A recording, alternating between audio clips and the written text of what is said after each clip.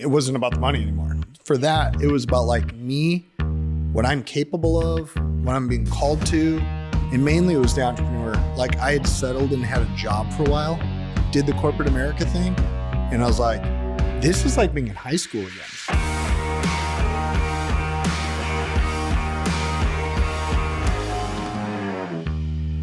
All right. Doing it. We're doing it. Welcome to the Advisors Collective podcast. If you've never been here, it's because it's the first episode. That's right. And so this is going to be a podcast. It's going to be super empowering and a channel, YouTube. We're going to be on X. Yep. Twitter, Spotify. So you can watch for your visual pleasure. Sit down, have a cocktail, have a drink. This is the podcast you listen to in the evening, but you're like, I'm a financial advisor. I'm a business person. I want to take my business to the next level. I want to know more about, state tax stuff, LLC formation, CPA stuff, nerd out on that stuff, market stuff, RIAs, all that jazz. But we're going to do it fun. Yeah. Right? That's I think such you a could nerdy... be in a little bit of a creative space for once. Like, end of the day, you're rethinking your business, you're rethinking your approach. Yeah. And you want something to kind of, spur that on. I think Josh is going to have a lot of great ideas, wisdom. I think we're going to have a lot of fun. Yeah. Well, I'm sitting here. I'm Joshua Mauk. I'm going to be the host of the show predominantly and usually. Yes. But today, this is kind of a first episode, like, why are we doing this? Yes. So I invited my friend Annette McKeown to interview because really, this is, of course, we're sitting in her coffee shop right now. If you're watching, you're like, what a cool setting. So first off, kudos because you have the sickest coffee shop in probably Indiana. And it's just amazing. And but so much of our conversations They've happened right here. Yep. That led to this big, kind of hybrid financial firm that I'm running. Yep. But then also the desire to help financial advisors and professionals all across the industry who don't work with us, kind of thing. That's right. So I just felt right that if we were going to do a podcast, it had to happen at the tables that yes, we tend to talk at anyways. So yeah, really excited about it. So thanks for being number one, episode 1. I'm so excited. Thank you for asking me. I think it's going to be great. So why don't you tell everyone how long you've been working on this podcast, how long you've been dreaming about this? I've been dreaming about this format, like something like this, for 5 years. Yeah. Because it's been a long time. I did have another podcast that we had really taken off quite quickly. Mm-hmm. It was more on the specific money knowledge for advisors, that kind of thing. And then in the leaving another firm, and some of my kind of agreements and things, I had to take it down. And that was kind of tough because when you build up a lot of content pretty quickly, it's tough to walk away from that, right? Yeah, it sounds painful. Yeah. What year did that happen? 2022. Okay. So a lot has occurred in not even 2 full years. Mm-hmm. So which will be end of March. So yeah, a lot to talk about there, unpack there. But I've always wanted to do a show like this, super collaborative. Because I just feel like the industry, not only our industry, but capitalism, like industries all across sectors, really think that competition's a thing, and I don't think it's really a thing. Interesting. I think it's a value gap kind of thing. So it's my belief that high tide raises all boats. It's one of my favorite sayings. Okay. And this is going to be a podcast that raises the boats of people all across our industry, even if they're not necessarily all the same companies and that kind of stuff. That's great. So, yeah. Well, one thing I want to get into today, I want to hear a little bit about your history, how you got where you are today, a little bit of your wiring. I think something that's really fascinating to me is your just spirit of entrepreneurialism. There we go. Big one. I was thinking before the podcast about the day I was landscaping the patio here. Do you remember that? Yeah. And briefly. I was struggling to build this little retaining wall because we have a little bit of a water problem out there. And you come up and you're like, oh, I can help you with that. I'm like, you're a financial guy. You can't help me with that. I do remember this now. And I'm like, how do you know about this? You know, what are your qualifications to help me with this retaining wall that I know nothing about? And you're like, oh, I had a landscaping company. I'm like, sure you did. Yeah, I mean, it was never legit. There was no LLC, but you were young. A summer in high school, Yeah. I did have like a landscaping company. We did block and patios and some stuff like that, and everybody worked on cash. Yeah. But it was my thing, and I had employees, and yeah. So crazy. But I learned all that stuff from my dad as a kid. And your advice was solid. The retaining wall, it held. It still looks great. No erosion. It's perfect. So I'm curious, when did you or other people in your life start to notice, like, Josh is like really business minded? Like, was this something early in your life? Were you a kid? Was it after kind of in your high school years? I mean, it was definitely really young. Yeah. Like, when I was like 10 or 11, I don't know, I was young, not even 12 for sure. Me and my neighbors, so two of my best friends were brothers right across, and then my younger brother. So we had these two sets of brothers. And so we did like the lemonade stand type deal. I can't remember what it was, but like nobody stopped and was like, well, this is dumb. So then we just thought about like the Illinois toll road. Okay. And I think like I had the idea. One of us had the idea. Did you block traffic? We blocked traffic. We literally took a did not. giant PVC pipe from my dad's garage in a tackle box, fishing tackle box, and we were collecting $1 tolls. And if you rolled down Lincoln Street, you had to pay a toll. And this one cat just lost it and like called the cops and the whole deal. So That's we had amazing. to like break down the toll road. But that was more of a hustle than a legitimate business. Yeah. It's smart though. You were observant. Well, I mean, we're near Chicago, so you think mafia. You just think, just do it like they do. So, yeah. Somehow that doesn't surprise me. It's things like that where I'm just like, oh yeah, of course you did that. Yeah, but it was right on the heels of that, though, where I legitimately used to go to the town dump.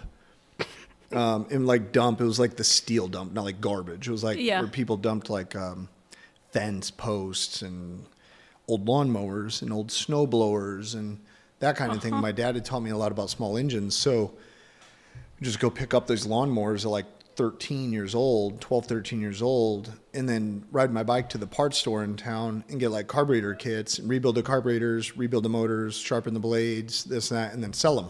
Yeah. And then sell the lawnmower to somebody.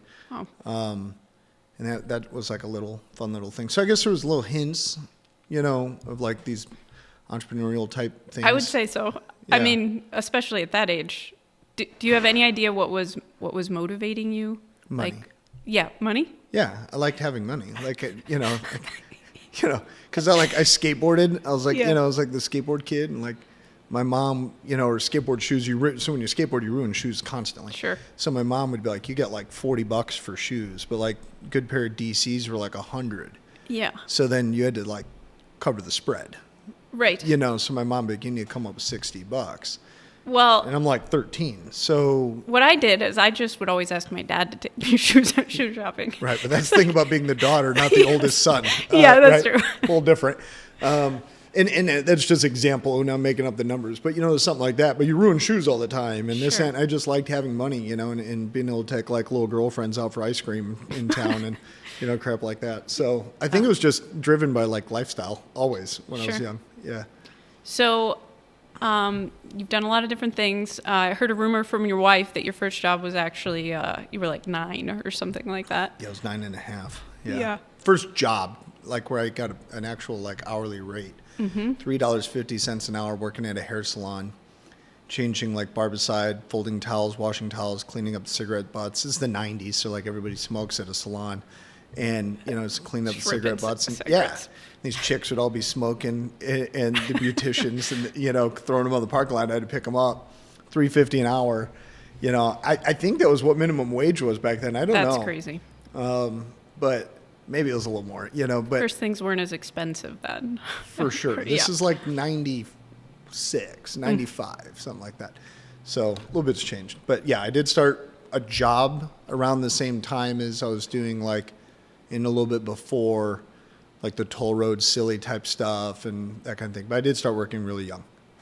And then Did you know right away you wanted to go to school you wanted to like study finance, or what'd you do after high school? Well, I hated high school. I mean, like some people, I mean, as a social experiment, it was fun, but that was about it. Yeah. You know, I just wasn't that kid. Like I wasn't the school kid. Okay. Did you get good grades? No. No. Like my senior year, I remember I had to make up my sophomore year in my junior English class. Like one of the semesters had to be made up in my senior year or I wasn't going to graduate. Ooh. Like I graduated with the credits, you know, like you just made it with D's, you know, like we like to think that people like me, we supported the upper class, you know, so they had to stand on the shoulders of giants, you know, like somebody's got to hold up the number ones. But no, I didn't do good in school at all. I did go to Purdue after that to go to business school. Okay. Because I thought it would at least be like pointed towards like what I wanted to do, which was to open businesses and like run a business. And I did that for a little while. I did that for 3 years. And then I dropped out of Purdue when it was my third year. I got started in financial services, working for a mentor that was well, he was a stranger to me at the time, but he was my dad's financial advisor. Okay. Started as like a junior broker with him in the insurance side, strictly risk management, just doing life insurance. Okay. And dropped out of school because there was that. But then also I remember my business professor, he was teaching like the business class. Yeah. He's talking about how he had this restaurant. He's talking about this restaurant. He would use it in examples throughout the semester. Mm-hmm. And I just like one of those days like, hey, what restaurant was that?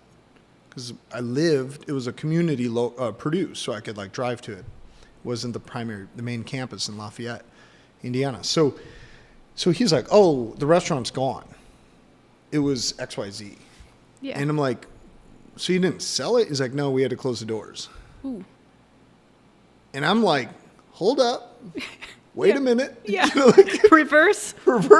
Like the guy teaching me about business Dude. is an absolute failure in business. Yeah. And I'm paying a lot of money to learn from somebody who's a failure. I was like, I'm bouncing. Yeah. So I had done that last semester while I was in financial services, and that's what caused me to quit. It was kind of the two things. I was running the financial business. I knew I was going to be able to do that full time someday. And I just realized the hypocrisy of it all. Sure. Yeah. Man. So what was after that? Did you have a job? Yeah. At the time, I was full time with a big outdoor company. Okay. Well, they were big at the time, called Gander Mountain. Sure. They were like publicly traded. You know, I was in management with them when they did their IPO. Yeah. And so I was in corporate management at 19. I was the youngest manager in that company. It was like 30 or 40 locations across, you know, the United States. And so that was kind of fun. Mm-hmm. I did that while I was in business school. I was full-time there, and I was the youngest manager in the company.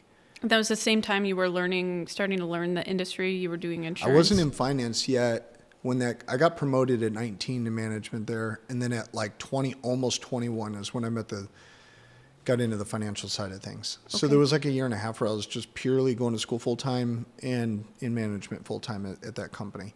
Yeah. Quit college, quit my salary job at the same time. I just committed. I was like, yeah, I'm going to do this. I'm going to sell insurance and like learn the financial services industry. I just quit my job. Wow. Without telling my parents, anybody. You just knew it's what needed to be done. You had clarity. I was just at a place where like, it just didn't, I wasn't fulfilled anymore. Mm-hmm. I was like, yeah, I just can't, like, this ain't it kind of thing. And got a call from my district manager. I'll never forget. I had a store manager who was a dick. And like, we weren't cool, you know? Yeah. And so then he had, we had like the district manager, the guy who drove 8 states kind of thing, covered, you know, a bigger territory. And he called me, and I'm making like 30 grand a year. This is 2005. Yeah. I'm 20, which at the time while you're in college is like good money. Mm-hmm. That's probably a good $50,000, $60,000 a year now. I'm doing that while I'm in school.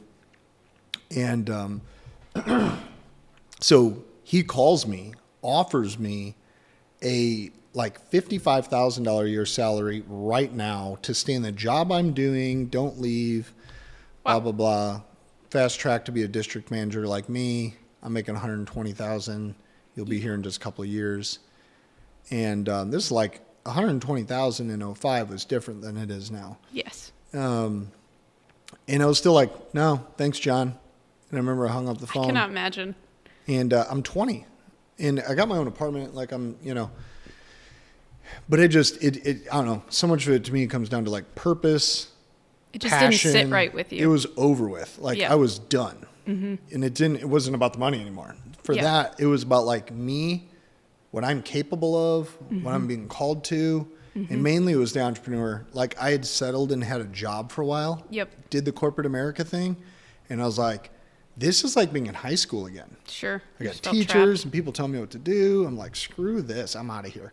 So that was the main proponent that pushed me out. Sure. Yeah. I'm still curious. I think it'd be helpful.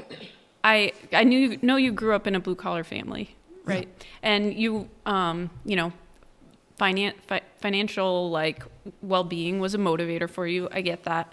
But I don't think the immediate jump for somebody that grew up in the community that you did is I'm going into financial planning or I'm going into finance. Like you can be a business manager or go into, Yeah. without like what triggered that? Like did someone expose you to that industry? Like, yeah, I'm trying to clear my throat, which is hilarious that you start a podcast and all of a sudden you're all gurgly. It's so funny. You need a I think I'm going to need a cocktail in a little bit. That'll do it. That'll clear you up. So for those of you watching, hopefully, when we get a drink, you just kind of sit back. And if you don't drink, all good, right? That's right. Find your other vice to hang with us with. So anyways, so my dad had a financial advisor guy. Okay. Who had been handling their stuff like forever. Sure. Like as long as I was old. I'm like 20, and I think my dad had been with them since I was like born. Okay. And so I had a guy courting me when I was a manager at Gander Mountain. These two younger guys, they were like in their 30s. One drove a big BMW X5. I'll never forget BMW X5. The other guy drove a really BMW, impactful. Oh yeah, for the other guy had a BMW guy. 750. I'll never forget. Which is funny because now I've owned both of those cars, newer versions. But you know what I'm saying? Because like, I think it's really interesting how certain things impact you, and then you see them in a way that then, let's say, it becomes like a goal. Yeah.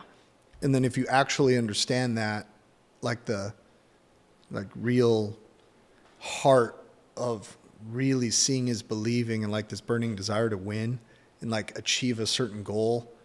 Like it's funny. I literally have never had the thought until just now that those two dudes that used to come into Gander Mountain, both that drove those two cars, and I've had both those cars now. Like it's that crazy. Is so weird to me. But literally just came to that conclusion right now. So like I've never had that thought before. So this is fun. So these guys are courting me to come work at their shop. Okay. They're like wealth management, kind of a all basis, real hybrid. This is, early 2000s. RA space is blowing up more, but like they're like independent broker dealer and insurance shop. Okay. And a realtor. Like this is pre-08 crash, so they're doing mortgages all the time. So these cats are talking to me. And then my dad's guy, I called him just because I wanted to get like a second opinion from somebody else. Sure. And then he's who I ended up going to work with. Okay. And then that's the guy who became my mentor for like 15 years, 16 years. Okay. So long time. Yeah, I imagine. How did that impact you working for someone like that? I don't imagine you get where you are today without someone with a lot of wisdom. No. Speaking into your life. I mean, Bill and Donna Travis are they were like a massive part of, it's like when you read Robert Kiyosaki has like this idea, Rich Dad, Poor Dad. Yeah. His book, which I read that when I was 15, which is partially why I got bad grades in high school. Legit read that at 15 because a mentor at the time had told me to read that book, this Frenchman. Which mentorship is huge. Gosh, kids need mentors, real mentors in their lives, that kind of thing. So So anyways, my parents are by no means rich dad, poor dad is in a sense, poor way to say that, because my parents have always been solid, very middle class, kind of thing. Dad's always had a good job. My mom worked really hard, had a great job too when I was growing up and that kind of thing. So we were never without, sure, by any means. But also at the same time, like I didn't fly an airplane until I was 21. Yeah. Kind of never went to Disney World. It wasn't like that. Yeah. Good. You know what I mean? But it wasn't bad by any means at all. Yeah. Like we had a great house, tons of fun. Couldn't ask for a better childhood. But then Bill and Donna became the family, kind of those like parent type figures that then taught me about like, I don't know, just the depth of money. You know what I mean? Frugality, insurance, how to think about money, this and that. Yeah. He worked at Ford and, in the Ford Motor Company as a forklift driver for years and years. So he had that blue collar mindset. Sure. Turned like wealthy financial advisor of 35 years or however long it was. I can't remember, but a long time.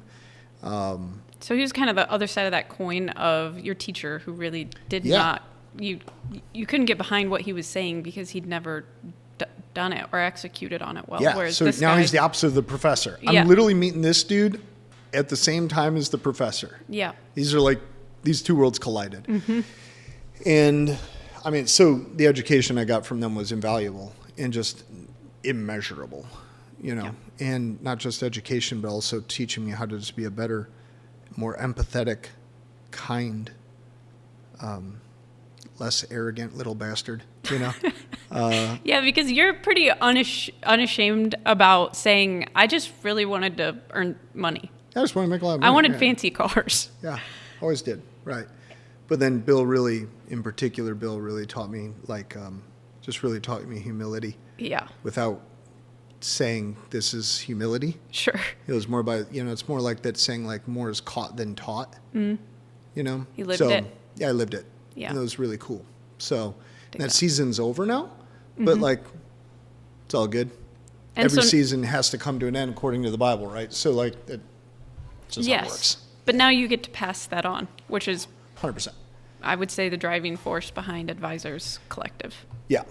Well, how do you got to be in a place that also gives you the freedom, if you're somebody like me, to do just that. I was like, I've been given a gift. Sure. That like other young people need to learn, or by gift meaning something someone taught me, not like I was born this way or something like that.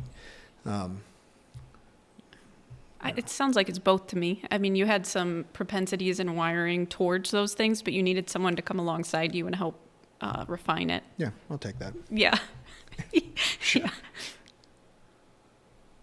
So until recently, I would say my perspective on money has been very different from yours. Like, I don't know if it was just my wiring, but I was almost afraid of it. Like of money, or afraid of saying that it wasn't virtuous to say, I want to make bank. Yeah. What would you say to people who struggle with that mindset, even if they're a financial advisor? Like maybe they don't feel as free to be like, yeah, I want to make a lot of money and help other people do the same. Or maybe they're counseling a client who's struggling with that. I think there can be this idea that it's more virtuous to either not care about money or even be poor. Yeah. That's super loaded. Yeah. So I will pay attention to where I am on time for that, because it's that big of a deal. Yeah. Like that's going to be a whole episode with like, the guy who wrote The Psychology of Money, which was a really impactful book, or something like that. Right. Yeah. So, but I would say that even you got some advisors making $200,000 a year, and they have the propensity, if that's where, to like do the something. Capacity. The capacity to really, to do something mega. Like they're good. They're really good. Yeah. And they could be more deeply serving a lot more clients or building an agency inside. They could be expanding, getting more junior brokers inside of their offices and more advisors that are working with them and build a bigger firm that reaches and seeks to help more people. But they don't, because they constrict. And you think maybe that philosophy, even if they're not aware of it, it's in there. Yeah. That's what's keeping them from doing it. I mean, there's other factors, of course, but I almost inevitably in our culture, you grow up and you watch, Mr. Potter on It's a Wonderful Life. Sure. You don't want to be that guy. You don't want to be that guy. He's the guy with like the money in town, and he's the slumlord, and and I can go on and on and on. Yeah. Of every movie that basically you were ever taught to watch, the villain is almost inevitably the most successful person. And then we go, money's dangerous. That's right. Why? Well, because in this movie, and in this movie, you see what I'm saying? And like when in my experience, it's not the case at all. Scrooge. Yeah, like Scrooge McDuck. I'm thinking of McDuck. That's a classic too. It's classic. But like every Christmas, you watch The Christmas Carol. Yeah. And you're like, well, the rich guy's the jerk. Yeah. So you then think subconsciously that money is harmful, like it's dangerous. Yeah. And I think actually that is true because it's a tool. Sure, or it can be. It's powerful. Course. Yeah. It's like, I always love to tell people like, money's like a hammer. Like you can use money to build a house. Yeah. You can use a hammer to build a house, or you can use a hammer to destroy a house, or you could use a hammer to kill somebody. Sure. Like, or it can just sit there and do nothing. Or it can sit there uselessly. Yeah. Right, and just rot away. So like you can hoard money and it helps no one. You can invest money into, let's say the market, and you're buying stocks and things that are helping those brands in that way. You can invest directly into a human being in their business, or somebody can go into business together that employs more people, and you can inject that to do something great. Or you could use money to do something really bad to somebody. And I don't need an example of that because it's like I said, it's been our entire lives. But I've never met somebody who's actually successful financially at a high level who's even close to anything we've ever been portrayed. Sure. They're always like giving people, like they just give out of their heart, like always awesome, just really like there to help. Yeah. And like, I think that's true. It's when I started to see that, I was like, dang, like this is a part of the matrix that I'm in. It's the narrative that everyone likes to repeat. But I think that's what harms people in business. A lot of it's their money thinking, and their money thinking so screwed up that they can't break free to do something special because they're trapped. Yeah. I think what really rocked my world was when you suggested that I read Atlas Shrugged. Oh, now we're pushing the envelope for the listeners. You're going to mix a drink for that? Say, okay, he's one of those guys. Yeah. No, I'm huge fan of the book. I mean, just like any book, or any podcast, anything, it's kind of take the meat, leave the bone, right? Yeah. I mean, I don't think the ideal man and this and that can be achieved, and some of that silliness. But yes, book had a massive impact on my mindset. It really helped me. I think even the way that it made me uncomfortable, Yeah. Because it really challenged me to rethink my thinking. And just this idea that claims of indifference towards money are actually, they tend to be dishonest or hypocritical. Like usually if someone's espousing those things, it's not actually true. Like you need wealth to function. And if you don't have it, you're going to have to get it from someone else. And you're sure as heck not helping someone. For sure. Yeah.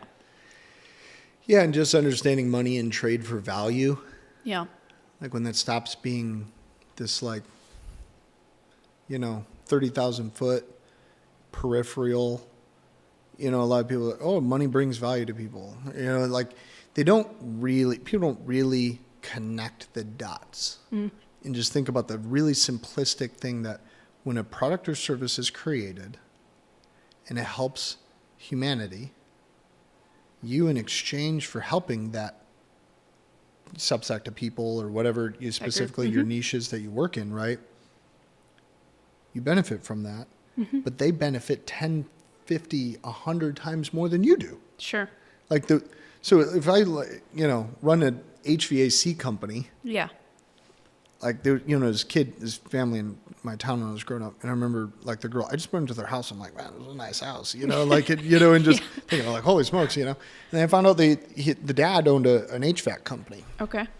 And I just thought, okay, now I'm older and I think about this. I didn't understand at the time. Just that he owns an HVAC company. It meant nothing to me at that age. Right. But now I'm like, okay, that guy was providing heating and air conditioning, which enriches people's lives literally every day.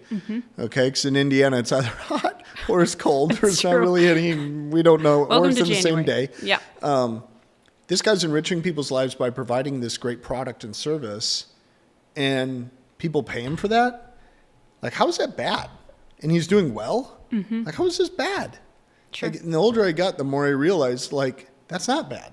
Yeah. That's good. And the guy who owns the restaurant that we all come eat at and enjoy our Sunday after church so we don't have to cook meals, he's doing well. Yeah, good on him. Yeah. You know, so that's a mindset too.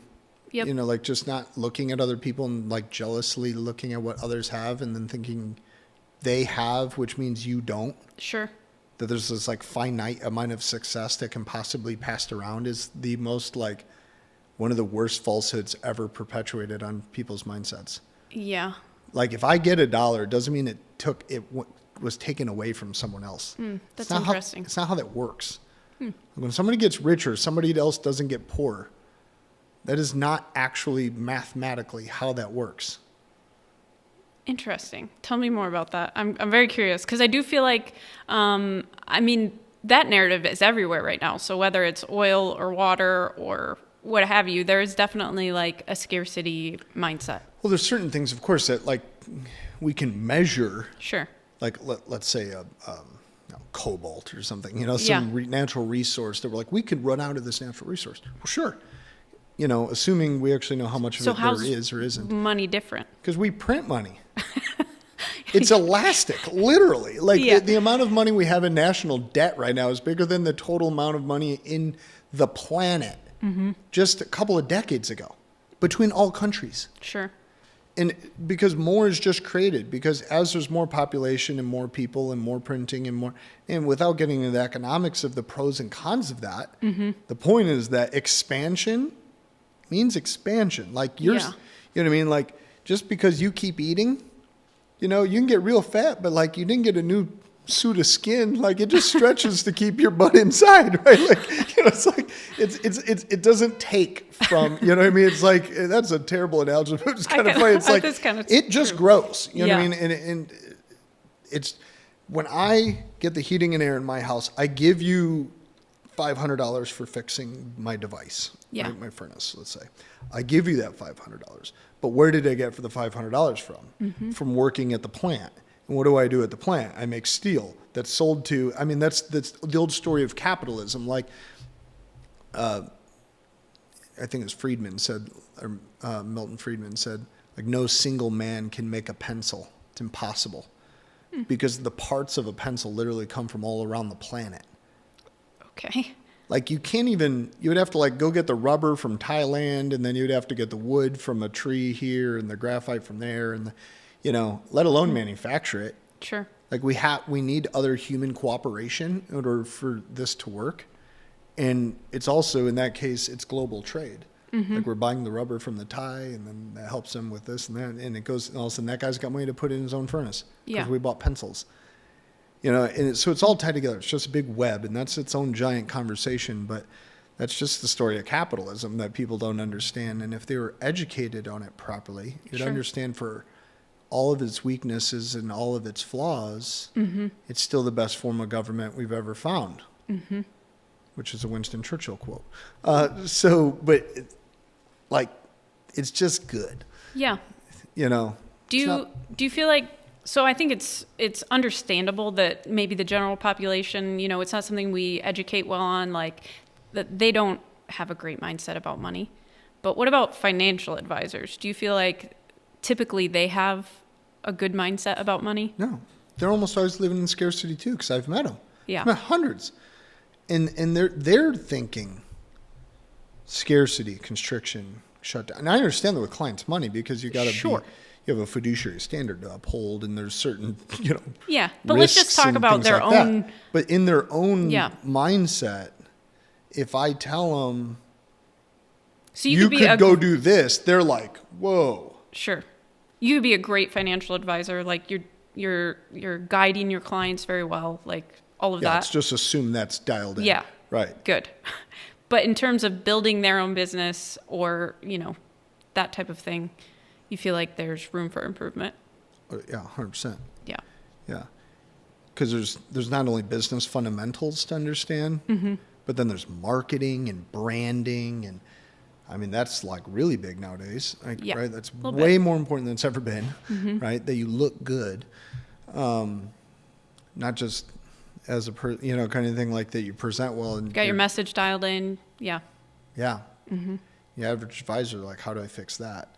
But they're not going to bother to fix that if they're thinking, if they've still got the thinking in their head that money don't grow on trees. I've heard that. I can't count. You got to work. You got to work hard that. for money. It's hard to come by. I mean, and while it doesn't grow on trees, like that mindset, It's that a mindset. statement's indicative it's just of a mindset. really dangerous mindset. So there's honestly a whole there will be many episodes on money mindset, because to me, it's one of the single greatest deterrents from people doing great things with their lives, because they know the result. Because in capitalism, in America, you can't do something great. You can't help a lot of people. It's literally impossible to not help a lot of people with a product or service and not get rich. Like, you could squander the money and so on and so forth, right? Sure. But it's not possible. Like, you can't create a widget that everybody wants because it improves their life and then you not get a bunch back. Because that's how the system works. Yeah. Like, you say, well, I would give it away. It's like, yeah, please. You haven't even invented anything. You know, so the person who says that never does anything. So it's easy to say that, That's good. I mind that gin over there. I don't know. That's my favorite. We are going to mix a cocktail. So, by the way, for Annette, I'm talking straight to you today. Annette and I would have so many conversations about the branding and marketing of my company before my Terra Wealth, the brand I'm with now. Joshua P. Mauk. But before that, I kind of had my brand, right? Yep. And we designed and built all that, right? And most of the time it was over either a coffee or if it was daytime. Yeah. Well, like right now it's the evening, right? We're 6 p.m. Central. So it's 5 o'clock past 5 p.m. here, right? So we're a whole hour into the it's God okay rest Jimmy to drink Buffett. now. We're good. Rest in peace to one of the greats. So, or we would have gin, right? Yeah. Oh, so we're good. gin people. Some people don't dig on gin, but I just think it's just a matter of maturity. Maybe you just got to come hang with the right people, and then you would like gin. Yeah. So a gin of some sort. So if you're hanging for this long conversation, and you want to have a cocktail with us, do it. Please. Because I'm gonna mix drinks right now for Annette and I. Yes. Live on the show while I'm answering questions. We're gonna make this thing happen. So you can keep going. All right. I'm just gonna talk. My next question really has to do with a recent big transition that happened in your life. You became a dad. Yep. Well, a couple years ago now. Yeah. But yeah, 2020. That feels like yesterday to me, but I don't know. It does. It really feels that like yesterday, year, but it wasn't. Oh my gosh. 2020. What a shit show, right?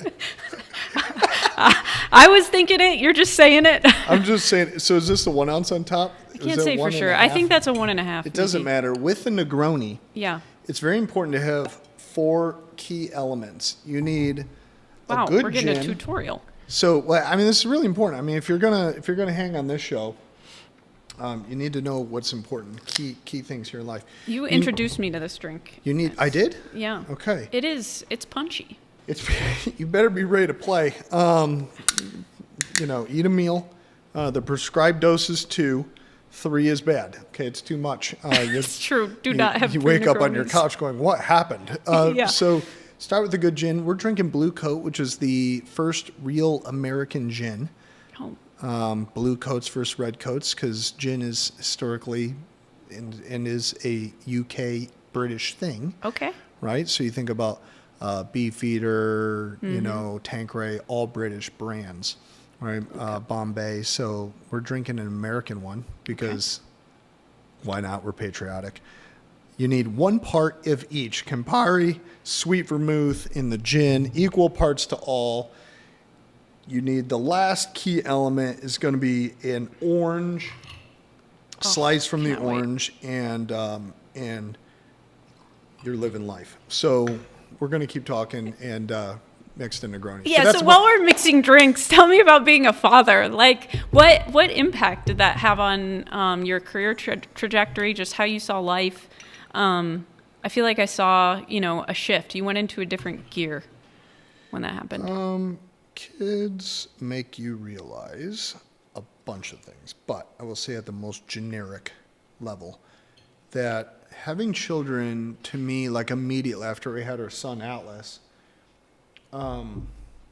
was it matures you immediately. Mm-hmm. Like Jordan Peterson talks about that. Like if you want to mature up, have a kid. Yeah. And we had kids pretty late. I was 35. And so there's that. But the big thing that happened to me with this, it's still saying that like time expands to the work work expands to the time allotted. So like me and my wife would work together. We worked together for, the whole time we were married. She came and worked out of my financial office, helped with licensing and all kinds of stuff and the books and all that. And, we'd work 10, 12-hour days. Sure. We were hardly getting crap done. We were going for long lunches and this, that, So then you got a kid, and I'm like, I got to get home. And it's amazing and how much more I could do in half the time. Mm. Because suddenly you felt this responsibility to like, I got a kid at home, I need to get home. Yeah. I can't just stay out all night just working, And so I think there's something there. Yeah. About having kids. It matures you, but it makes you understand the need to be efficient with time. Sure. So outside of the rim, spraying in, you need to express the oils, okay? Give it a little wipe. Give it a spin with the peel. That's beautiful. Thank you. And you have yourself a Negroni. So anyways, we keep it going here. So I mean, kids, it just changes a lot. I mean, we could talk about that forever, but there's of course a lot of conversations why kids are a big deal. Yeah. I would imagine there's a sense of sobriety. Like life gets more real, if that's possible. For sure. Yeah. That's a good way to say it. Like it's just all a lot more intense when you have kids. If this doesn't go well, it doesn't just affect me. Yeah, and if you have that sense of responsibility. Mm-hmm. To be a good parent? Yeah, I would hope. Then you'd hope. Yeah. I feel like a lot of people don't really have that. Yeah. But I was then okay, I need to be home by this time, that. Yeah. That level of an understanding that I need to be a good father to raise a good kid. Mm-hmm. Not just be home, but be present. To be present. That's my duty. Yeah. It's not just it's not my job to be a dad. Mm-hmm. Or I mean, to be to birth them kind of thing. Yeah. Father, I didn't birth them, but you know what I'm saying? That'd be cool. It's 2023. It's 2023. By the way, so I'm just super intentional with that. I don't know if we'll talk about time or anything, but I work. I usually work from 7 to 9 a.m. Yeah. My kids sleep in. They're late. My kids are night owls. It's hard to put them down to 10:30 sometimes. They're crazy. I know. And they're one in they're 1 in 3. Wild. My friend's like, my kids go to bed at 7:30. I'm like, that's cute. My kids get up at 9, they're in college or something, already. So 7 to 9 a.m. I'm on the computer. I'm doing a bunch of pivotal work while the day's fairly quiet. Yeah. My day kicks off pretty early though, because my partner is in the East Coast. Mm-hmm. So my 8 o'clock is 9 o'clock kind of thing. Sure. So we tend to get things going a little earlier. But then I'm doing that 7 to 9, 9 to 9:30, 9:45, sometimes 10. Kids get up. We make pour over coffee. I make coffee with my son every morning. He puts the beans in. We do the thing. You know what I mean? I'm not on my phone. Sure. Like we are making coffee. We make real breakfast every single day in the household. My wife makes sourdough bread all the time. So like we have real bread. We make real breakfast, eggs and sausage or bacon and that kind of thing. Literally like every day. And like we don't eat cereal, you know. And Mauks don't eat cereal. No quick like rush out of the house. No, because you have to be. and- I think you have to be intentional about so many things come in there, right? That I care about you and I'm paying attention to you. But then also, and look, I slip on it and stuff like that. But it's just trying to be this way most of the time. But and then having meals together. Praying over those meals, you know what I mean? Like, so then I do that. Then I hit the shower. Boom, I'm out of the house. I'm in my office usually like 10 to 6. Yeah. Then I get home, and then phone's down from 6 to 9. When you put the kids down, it's like play, dinner, play, crash. I'm talking like Nerf guns, like attack dad. Horse dad is a horse. You know what I mean? Like just wilding out.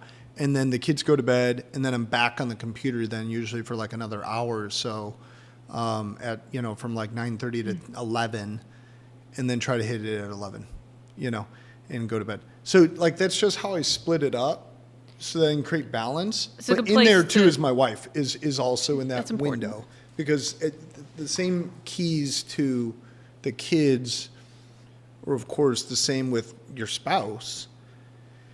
It's a little bit less because when we it's just hard to get in that zone, like in the house on a daily. But then like on New Year's, we went away for 2.5 days. Sure, you prioritize and, we prioritize time away and that kind of thing too. So I've heard you call this before the 5 Fs, I believe, or 8 Fs. I don't know how many Fs there are, but there are. Yeah, there's like 8 or 9 really, but I, try to like narrow it down to like 5. Yeah. Had a podcast about that. Yeah. So a lot of those episodes went kaputs. Cheers. Oh, cheers! Yeah, see how it came out. You own your own company. Mm-hmm. You've got 2 kids. Mm-hmm. You're married. Yeah. I know that you prioritize fitness. I know. I mean, you're a good friend. You stop by my shop. You check in on how things are going here. Like. How? I guess that's the question. Well, there's like the long version and there's the short version, right? Yeah. How far are we in? Maybe. I'll give the short. Okay. With a little spin on the long. Okay, I like it. Your short version is the arrogant one that people don't like. Because people are pretty soft nowadays, if we're pretty honest.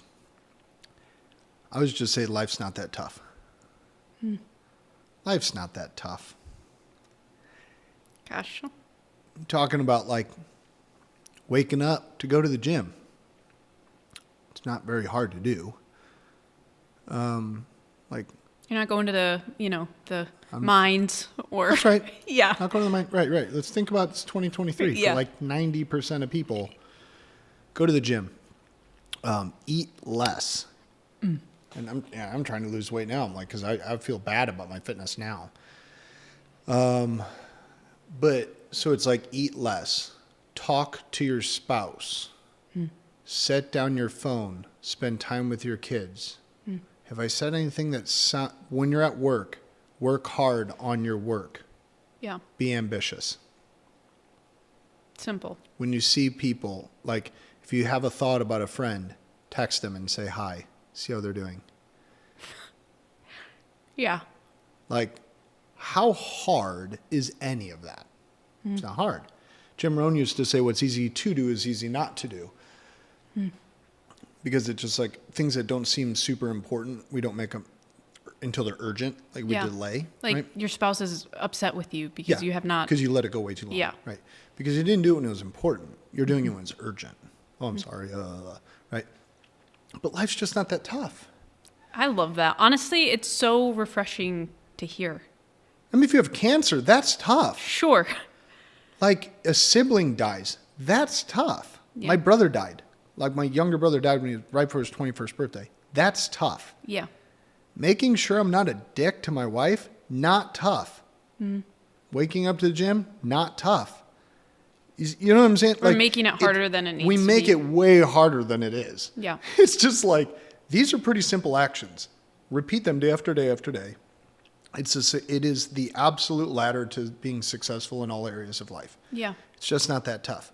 As long as you take down the barriers of victimhood that say, this is hard because of this, that, and the other, when really those are only paradigms you've created in your own mind. They're not you're seeing hard. your kids as an inconvenience because they're bothering you when you're trying to do your work, but really maybe why is because you can't remember the last time you played with them. Right. Because when you're off work, you're still watching a game or playing on your phone and not playing with your kids, so they're just always starving for it because you're never filling it up. Mm-hmm. So one of the things about that is the hard side of the answer that people really don't like. And look, that's fine. Like, not everybody's a psychopath like I am. Like, I get, like, I could sound like a real arrogant jerk if I like say that, but I'm kind of crazy. Like, I know I'm kind of crazy. I don't watch football. I don't watch sports. So like, there's a giant major thing that I'm not into that I don't have to sacrifice not doing so that I can work more instead or be more intentional with my kids. Mm-hmm. Because to me, that is a lower priority to when my life ends that anybody gives a shit about how much I knew or didn't know about a sport compared to how good was I as a husband, as a father, as a business partner. Yeah. Those things I'll be remembered by. The other things I will not. My own happiness, that's a bad way. My own daily fulfillment, ease, like how easy my life is of no concern to me. Like, my feelings, like how I feel about something is not like it. It's like a mentor told me how somebody else feels about you is of none of your concern, right? And then he was like, how you feel about you, like if you feel like doing something, is of none of your concern. Mm-hmm. Act contrary to your emotions. Like, so sure, I want to watch movies and goof off. I could watch Die Hard every day, you know, like, but especially on Christmas, 100%. But. And it's not like I don't fall in this. Like, I'm a sinner and I'm weak and, you know what I mean? But we're in a podcast, so you're talking about what you aspire to. Sure. You know what I mean? And what I try to think I hit the mark on most days. And then you fall short, you know? But I don't have a whole lot of distractions either. Yeah. But there are a lot of things you're really interested in, like kind of like the retaining wall. Like, it's amazing to me how much you know about things and your different kind of hobbies and interests. But from what I can tell, those never take over. No, they're just like things that, you know, like I'm working on my pilot's license because I want to be a pilot. Yeah. So like I'm throwing that in there, which is probably a bad idea, but probably not. I don't know. It might take a little while though, because you're not going to sacrifice one of those 5 to 9 Fs. Right. So I'm not going to drop faith, family, finances, friends, or fun. Because there is going to be fun. But to me, like, a hobby is, like, that's my fun. Like, I don't want to watch the TV show and somebody else doing a sport. I want to do the sport. Yeah. But I wasn't in sports. I raced dirt bikes. I was a sponsored skateboarder. You know, like, I want to have the fun. Yeah. I don't want to watch you having fun. You know, so, and those are two different things. But, yeah. So you've got your priorities straight. You've got your Fs. You're prioritizing them. You're not really letting your emotions dictate your life, which is actually it's something I really enjoy about you. And I wouldn't have known that if you had said that, but now that you say it, I recognize it because it can be. We work together. Yeah. It can be a crazy day in the company. Maybe some things didn't go as planned. Which, let's just back up for a moment. Finish the thought, and then we got to explain the working and the... Okay. Like, things are... this hasn't been an ideal day, right? Oh, that goes down. That happens. We're in a company that's less than 2 years old. And I'm, trying to patch some things or make everything all right, and I'm starting to spiral a little bit. Like, oh, next this is going to happen, and what if, and if we don't, and so I'm kind of in that place. Yeah. And sometimes we'll meet here at the cafe for a meeting, or I'll come to your office. But when I see you, you're like, hey, what's up? And I'm like, hey, what's up? Like, everything is on fire. What do you mean, what's up? Like, that's funny. How? I like, I'm not taking it personal or something? Like, what do you mean? You're not taking it personal, but you're also, it's like it didn't happen. And it's not like it didn't happen, because we still talk about solutions. We still address the issue. But your presence and emotional state is, everything is okay. And then that I freak out less. If Josh is okay, it's probably going to be okay. Well, that's just leadership. Yeah. I mean, a lot of that's just leadership. But how? Because there are a lot of leaders who aren't like that. That's bad leadership. I mean, look, I learned that I've been in business, in financial services, 18 years. I'm 38, but I started at 20. So great mentors, you learn a lot of that. I mean, you learn how to fight through adversity, right? And you also, there's so many things, hopefully these all start to tie together. Life's not that tough. So I got these things. I mean, we got this going up, or whatever, this is blowing up at the IMO, and this in the RIA, and billing's jacked or something, and there's these things, or whatever, stuff goes down, right? Yeah. Some tech issue. But how hard is it? Gosh. Why do you make it seem so simple, but in the moment it doesn't feel simple? But that's a mindset. Mindsets are tough. Mm-hmm. That's why, I say that, and a lot of people then think that it's arrogance when I say it in the most humble way possible. It was one of my biggest fears with the podcast is people to think I'm a dick. Because I like to think I'm a pretty chill dude. I'm not like that. You know what I mean? For people that spend time to actually. And I know that's true. I can speak to that. Right. But even meeting you, I'm like, who is this dude? Fancy car, big ass beard. I don't know. It's a mini beard right now. I shaved it. Yeah. I think you and Lauren really won me over though when you were hosting little bonfires. I don't know, in your old house. Wow. Yeah. Yeah. You made me the best and the strongest old fashioned I've ever had. I'm like, these people might be all right. Might be okay with these people. But I can speak to that. I feel I think the world needs that honesty right now. And the fact that our immediate response is because you say it's not that hard, it's somehow arrogant. But it's just not that tough. It's not a judgment. It's just, that's a little bit of the objectivism, but yeah, but we'll fix this in the next 24 to 48 hours. So is it that tough? You see what I'm saying? I know that what we're doing right now sucks. Yeah. But we're going to get through it. And I just always have faith because of my work ethic in the brain power of my team. Mm-hmm. I know my team is smart. Sure. My team is smart. I'm smart. We all work hard. We will resolve this. Mm-hmm. So it's cool. Let's just talk about it. You know what I mean? It makes everything easier.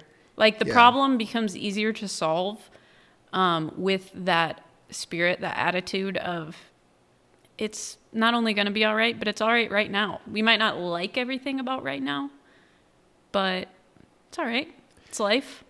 Yeah, I don't know how you'd run a business at a high level at least if you couldn't or didn't have the ability to think that way. Yeah. Which you run a business. I do. You run a coffee shop. It was part of my money awakening. I'm like, wait a second. I got to pay these people? Hold up. That'll wake you up real quick. It's kind of like having kids. There's this responsibility. It's this, oh my gosh. It can be very fulfilling, but it's also gives you a sense of sobriety. Yeah. We have, in our first year, we had over 100. We had 120 between broker, junior broker, lack of a better term, advisors, between fee-based and insurance representatives on our platform, exclusively on our platform. Yeah. In the first 12 months. And so if I don't figure out this problem, 120 families are affected. Yes. You carry a lot more weight when you think about the responsibility. I think, and that's good if you have the heart to that. It's like, why do you work so hard? Why are you working so hard? It's like, well, there's me, sure. But like, there's a lot of families that really depend on me not effing this up. Yeah. So, which can cause a lot of people to spiral. But you can also use it to, I'm not going to be on TikTok right now. Right. In the office. Right. I'm focused. And that's what drives me, though.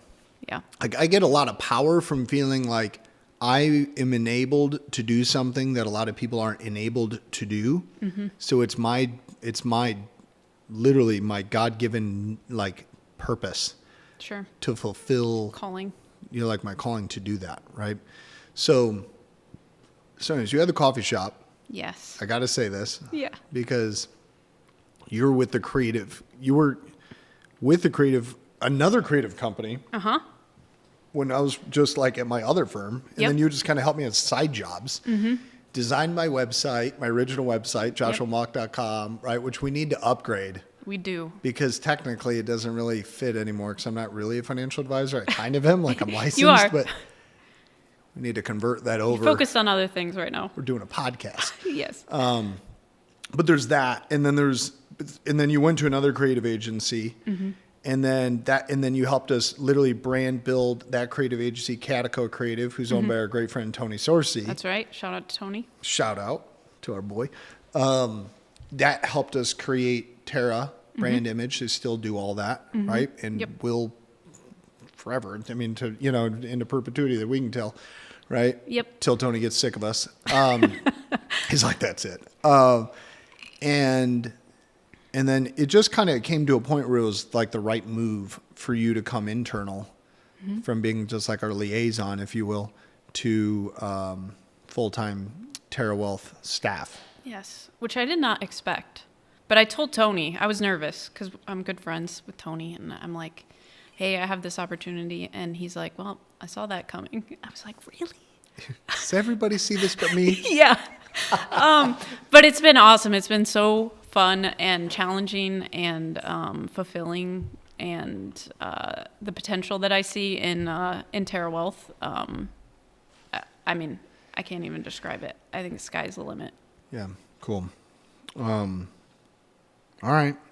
Yeah. I just wanted to preface that. Yeah, that was a little bit of we actually worked together. Yeah, I should probably teed that up in the beginning. We worked together as you were like outside contracted work, if you will, for a while. And then that was a fun season, though, because it was COVID. Super fun, yeah. Which, as we mentioned before, and you all know, I mean, it was not a fun year in a lot of ways. But we sort of took the things that were challenging, such as having a cafe, but, I can only have 5 people in here at a time. It was the year we opened, to, things. I mean, how do you meet with a client, right? Online. I mean, the whole industry had to pivot. Yeah. We luckily, I was young. I'm an elder millennial. Born in 85, right? Whatever Me that too. means. I'm more your elder. You are more the elder millennial. No need to say. Yeah, we won't. Just a little bit. But, so it was easy for our team. I had like 50 insurance licensed reps and a bunch of securities licensed reps in 4 different locations in 2020. And, we all pivoted online. Actually, it was over 100. No, there was over 100 licensed in people at the time. It was a great time to be doing branding and marketing, because all of a sudden people that had neglected that online presence were like, that's all I have. Right. So I got a lot of phone calls. Yeah. Yeah.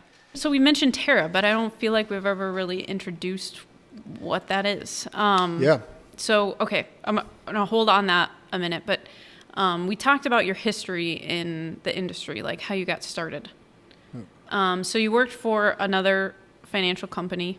Did you do well there? What was that like? How long were you there? Yeah, I mean, I had ups and downs, started in my young 20s. I think a lot of what I'm talking about now that seems so easy, like where you're sitting, you're like, oh, that sounds...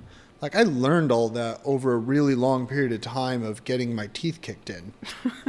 Okay. You know what I mean? Yeah. So like it's easy now to like say it, but then in reality, it was a long, slow process of going from just entrepreneur vigor to actually. Like, I'm going to put a roadblock in the road and I'm going to make this little business. Right. So, yeah, a little different than the toll road. Yeah. To understanding leadership, servant heart, like all those mindset things. What's easy to do is easy not to do. Like getting all that in your head takes a long time. Yeah. You know, it's not. And you were reading a lot. Rich Dad, Poor Dad. Atlas Shrugged. Rich Dad Poor Dad when I was 15. Yeah. You know, How to Win Friends and Influence People at 20. Think and Grow Rich at 20, 21. Every single Napoleon Hill book ever written. I mean, I've read over 1,000 books for sure. Sure. Like I've got a library at the house. Like, you know, You probably between speed read audiobooks. too, don't you? No, I kind of suck at that. Oh. I'm more of an audiobook guy. Okay. But I do buy the book every time. I Yeah. do read if I'm on like vacation or something. But most of the time, it's audiobook. I buy the real book so I can highlight and keynote up the spot that I got so I can reference. It's more my style. I'm an audible learner. Mm-hmm. So Guess I didn't know I took that. all my securities exams. I never read a book. I would just listen to the MP3s from like these like online classes. And I would just listen to the MP3s like 5 times and just go take the test. Dang. So I'm very audible in my learning Yeah. style. I don't do well when I read, typically.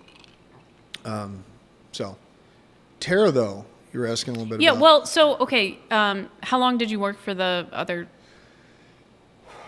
I think it was 16 years or 17, something Yeah. like that. And at the end of the day, like, what did you achieve there? Made great money. Yeah. Opened total of 4 offices, 4 separate locations. Okay. And licensed a lot of junior brokers in their model. Mm-hmm. You know, it was a real heavy, like get more people, like build the distribution. Okay. So I got really good at like recruit training and developing brand new people to do the business of financial services and insurance. And then 2020 changed everything. Yeah. COVID and kids, I call it. So that started to go down. Everything went digital. And it just, I don't know how to, for lack of a better term, I wasn't being fulfilled. Mm-hmm. And I realized like I was already making a lot of money compared to the average American, Sure. you know, family. But I was going to make like a stupendous amount of money over the next couple of years if I just kept doing what I was doing. So you'd say you were successful by the world's standards, but yeah. you said you weren't fulfilled, so there was something. Well, it was back to the eating at Gander you. Mountain thing. Left Gander Mountain despite them giving me more money. Now you're making, you know, multi-6 figures. You're on track to make 7 figures a year in the next couple of years. Mm-hmm. And just being like, this is not it. Yeah. I want to start a podcast. I want to run it. Why couldn't you do that? I mean, look, every financial company has kind of their own rules, limitations, and laws that they believe are how the things are supposed to be. Okay. I'm going All right. to be really political here because I don't have any problems with my old firm. Yeah. You know, learned a lot. You did well there. Was there a long time. Made a lot of money. Yep. You know what I mean? Like, great. But Your I vision wasn't- went beyond. My vision went beyond that, and I wasn't free to express myself in the way that I wanted to. Sure. Not only as a financial advisor, as far as products and services, because if you're captive, I mean, if you're You were- captive in the industry, you work, I don't care where you work, Ed Sure. Jones, wherever, right? I'm going on. You're a Northwestern Mutual. If you're in the insurance more side, you're an Ed Jones type person, you're a Yep. whatever. You, at the end of the day, you sell what they tell you to sell. Yeah. Now you can say, well, I have fiduciary. You're not open architecture. You're not open platform. Like you can't do 40 different insurance carriers. So you felt limited in your personal like expression. You felt limited in what you could do. I felt limited in what I could do as a fiduciary for my clients. I was like, Sure. I have people that they have complex financial situations, and I can't answer them with what I have available. I literally can't do it. Sounds frustrating. So I'm having to send somebody to somebody else who I don't trust them to be as good of a person to them as I am. Right? So now I'm passing away also, clients. you're giving away business. Yeah, I mean, just from the mathematical, I'm giving away business, but I felt a moral responsibility to do what's right for the client. And I can't do that, so I got to go figure out how to do that. So I started asking questions, started meeting with other people, started to, you know what I mean? And that's where it drove me to, I need to own my own RIA. I believe that the independent broker-dealer space still has merit in this world. Yeah. Especially for the succession planning of the old independent broker-dealer people from the era of that being huge. They have nowhere to go. Their clients have nowhere to go. That's a big problem. I felt like the insurance space is key. Risk management is really important. And I just didn't see anything out there that literally was doing what I thought was like a foregone conclusion that should exist. And by this point, you've been in the industry for a while. Like 17 like years. You weren't a newbie. And you start looking around and you just go, hold on. You had connections. You had options. Oh, yeah. You're like, you know what would be ideal? If an advisor had their own office, like they have their own location, they're independent, they're paid as a 1099, they're not a W-2 of the firm. Okay. They're independent. So they get all the tax write-offs and all this kind of stuff, right? They more autonomy, freedom, right? No quotas, not being told what to sell and how much to sell of it, right? So give them that, okay? But then like give them the branding. So somebody creates the branding, because if you do your own branding, you're a financial advisor. Sure. You're not I've seen that. You're not a brand strategist. Doesn't usually let's go well. face it. Sometimes. Sometimes, pretty rare. Yeah. Right? So like give that advisor, the independent, to own their business from day one. Not a captive book. Take it wherever you want, leave whenever you want if this platform isn't good for you. Right? That's big. That's a big risk for you, for the company. Maybe. Like, people keep telling me that, and I'm like, I don't know. Like, unless your platform's the best. Sure. So, or like way up there kind of thing. So when we were looking at the space, I was just like, yeah, independent, because that's what I was. So that part made sense to me. W-2 didn't make sense to me at all. I was like, that sounds terrible. So, because boss fits with your personality. Yeah, with my personality. Exactly. Yeah. So, but I feel like most advisors have some form of that where they at least want freedom. They want something they can breathe and stretch, Yep. So at least the ones that have been doing the game for a while and they're pretty good at it, they want that. And I thought, okay, well, how many places can you do that and be an investment advisor fee-based? All those exist. You can be an independent and be in an RIA. You see that. There's a bunch of that. You can be independent, be in the independent broker-dealer business and do commissions, but that industry's dying. Like, everybody's kind of moving away from commissions, but there's a lot of it out there, like gigantic amounts of that business out there. And I'm like, and then insurance is really a big deal. Like, a lot of people need life insurance and need like permanent planning and short-term planning. And, you know what I mean? They need all types of risk management stuff. And then the whole fixed indexed annuity space and annuity space is a really big deal for people in certain circumstances. And I just kept finding companies that are just like, well, we only do this or we only do that. And I'm like, yeah, but what about the client who needs this or that, or the other client who needs that but not that? And now you're narrowing the scope of who you can even do business with. And I just didn't see it. And then and there was a few out there that was pretty close, but then they weren't like 21st century, ran by a bunch of old attorneys and old financial advisors. So guys who didn't really know the industry anymore. Didn't know it anymore, or they're still doing it the way it's always been done. Sure. But guess what? It's 2023. Like, if I got to come sit in an office all day, Yeah. no way. Like, the world changed. It's 21st century financial services is what's needed. The whole IMO space needed to change. All this stuff needed to change. Technology all came in, all this, and it blew up the whole arena. And now what you've got is just the old financial advisors basically aging out. You got no young people doing it. I mean, to speak of statistically. You are the young people. Yeah, I'm not young. So I just saw a need. And episode 2 is going to be all about that. It's going to be me and my 2 partners talking everything Terra. But, that was the problem. Okay, so you saw a problem. You had some friends. Yep. And you guys said, what if? Yeah. I mean, it's just kind of this guy introduced me to this guy, is that kind of stuff, just friendships. And then we had a couple of primary founders who really brought a few real founders who brought the company together. Mm-hmm. Some of them came from corporate type backgrounds, years and years with financial firms. Some of them were the advisory side. Some of them were kind of the wholesale corporate side, and just kind of came together and formed this thing in a hurry. Yeah. When we did it. And it's a lot of fun. I remember when you were dreaming about it. I mean, here, like we've said. Yeah. And as I've already mentioned, I didn't even have a great money mindset, let alone an understanding of the financial world. But when you were sharing your vision, I found myself getting excited.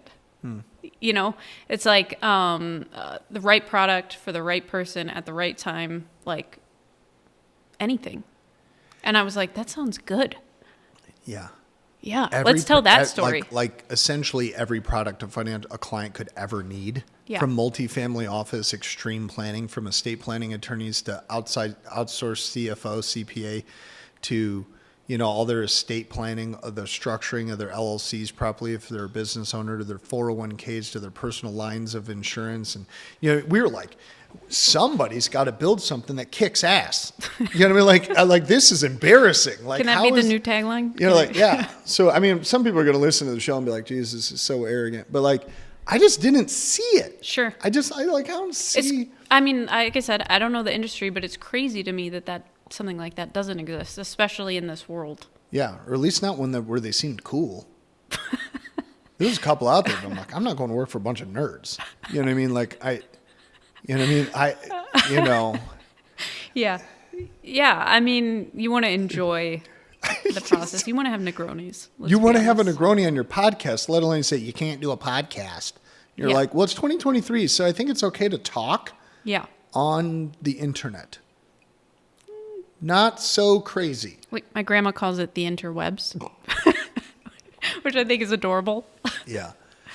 So when you hear that sort of stuff, you can't do a podcast, and you're just okay, we're done here. Yeah. Are you 90? Yeah. And when you get to a point where you realize I am capable of so much more.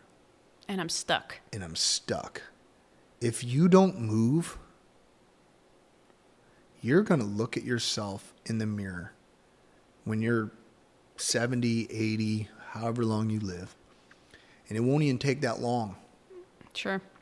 You're going to look at yourself as an empty vessel. Ouch. You knew you were supposed to do something special with your life and you punked out.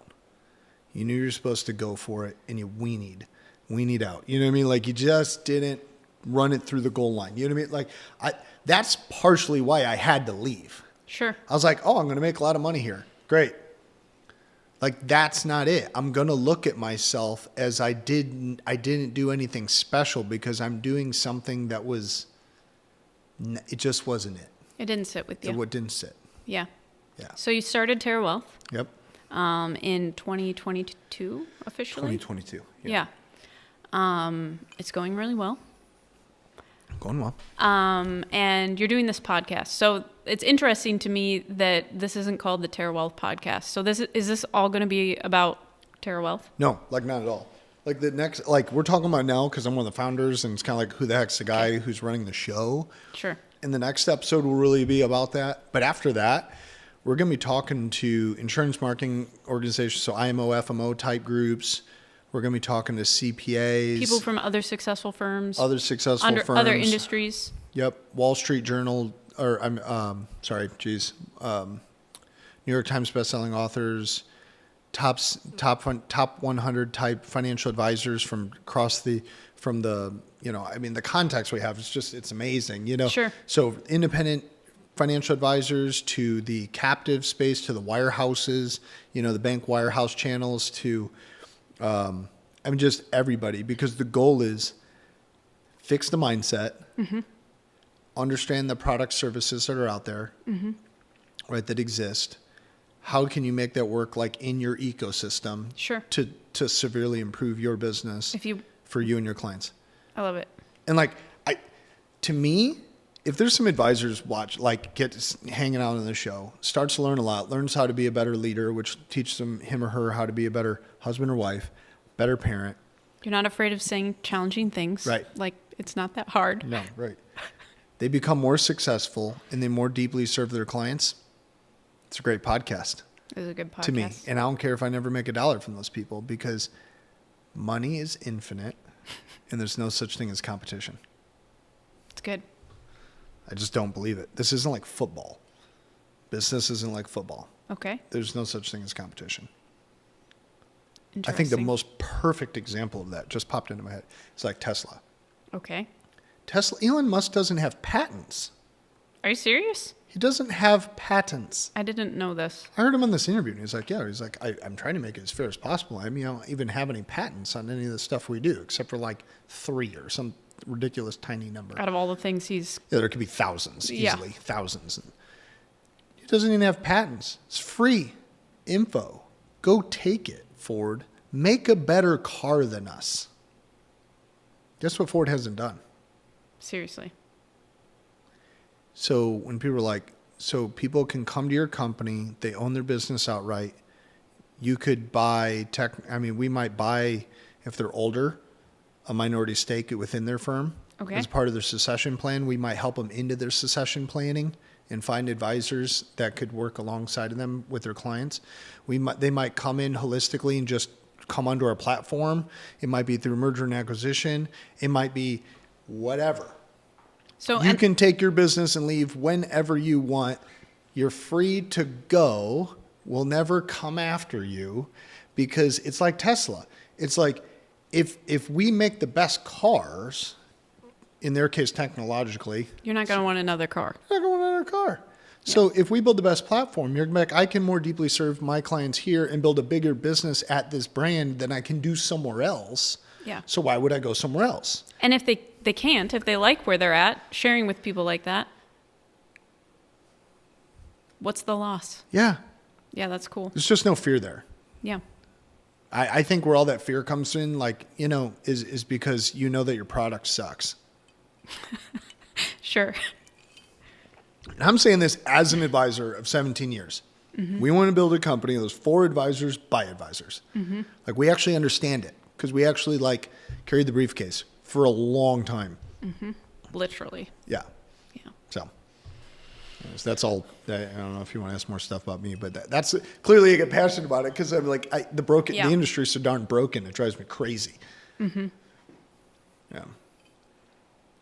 It's good. I feel like that's kind of a good place to start wrapping up. So I'm sure if people have hung with us this long, they might be curious about what to expect moving forward. We've already mentioned a little bit about that, but anything else you want to say? Anything else on your mind? It's just going to be hopefully a really fun experience for people. Yep. I wanted to think of this podcast as I've always been a self-improvement, as lack of a better term, get better, focus on building, all these different ways to get better. So I've always watched a lot of YouTube videos of things, podcasts and that kind of thing. Not really entertaining ones, like things to try to glean something from, right? They're going to get a condensed version of kind of all the things you've learned over the last this is 20 going to be years. the form of my book, Plus, if you will. Just people from all over the industry and in business, real estate, I would imagine. Real estate for sure. We'll have realtors on the show. We're going to have top mortgage type people talking about where they think the market's going to be, as far as interest rates, all that kind of stuff, and how it affects housing markets. We're going to be talking all of it, because it all affects your clients. Mm-hmm. If you're a financial advisor, and really if you're a business owner, you're going to learn a lot from being on the show, because all these things really relate to a lot of advisors work B2B in that capacity. Yep. But really I wanted to create a show that was primarily for financial advisor type people, that it's Wednesday night. It's not Friday night, it's Wednesday night. Okay. and you're like, you come home, kids are in bed or whatever, and you're like, I want to watch something. I want to learn something. I want to get better for my business and for my clients, let's say. Yeah. But I don't want to watch some nerd or listen to some podcast. Like, I want to sit back, crack a beer, have a cocktail. It's the evening, and I'm going to listen to the show where they're doing the same thing, and it's more of a conversation where I'm learning complex things to help me move. Honest. There's not this protect But mentality. not as, like, fun way. Yeah, that's cool. Just a medium, a place that is easier to listen to. Yep. And I just don't really see that in our industry, not as only a place to work, but also in the podcast space. Sure. It's all a little too buttoned up. Yeah. A little stressful. little too freaked out for me. Be like your clients, understand. I just don't think most financial advisors are as big as dorks as everybody acts like they are. Sure. Everybody's like, we're like big nerds. Like you can be a real person. Just not. Like, I know tons of financial advisors are all really, really cool people. Yeah. But like we get put in this box, almost like engineers or something. Well, I mean, that's kind of what I did to you. Like, you can't possibly know about retaining walls. Yeah, right. You're a nerd. So when I was like, man, we're going to start a company and start a podcast, it's going to be like the real, I like that. Not going to put on a suit. Because if I wear a suit around most of my clients, now I don't usually wear this kind of thing, but, they'd make fun of me. Sure. Clients with $50 million. Like push you over. Who is this guy? Like they would literally make fun of me. Because I think that's also not the ecosystem we're in today. It's not the 70s or 80s. I mean, the president wears a suit and tie, but that's about it anymore. Sure. Yeah. So, been a lot of fun. I'm excited. Thank you for sharing and being so vulnerable and honest. I think people are going to get a lot of value from this. So, hope so. Yeah. Cool. Sky's the limit. Yeah. All right. We'll see you on the next one. Bye. Thank you.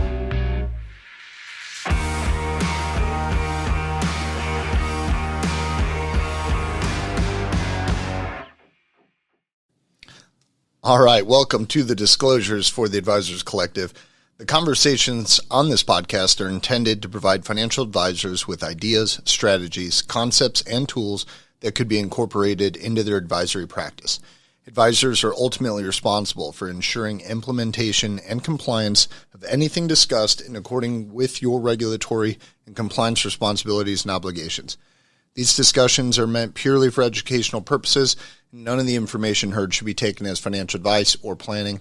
The conversations and opinions that are expressed in the show are that of each host only and do not necessarily reflect the opinion of the other hosts and their affiliated companies. This podcast is not intended to give tax, legal, or investment advice. Always consult with a qualified professional. For my practice, securities are offered through Cape Securities Incorporated, member FINRA, SIPC. Investment advisory accounts are offered through Terra Wealth Management.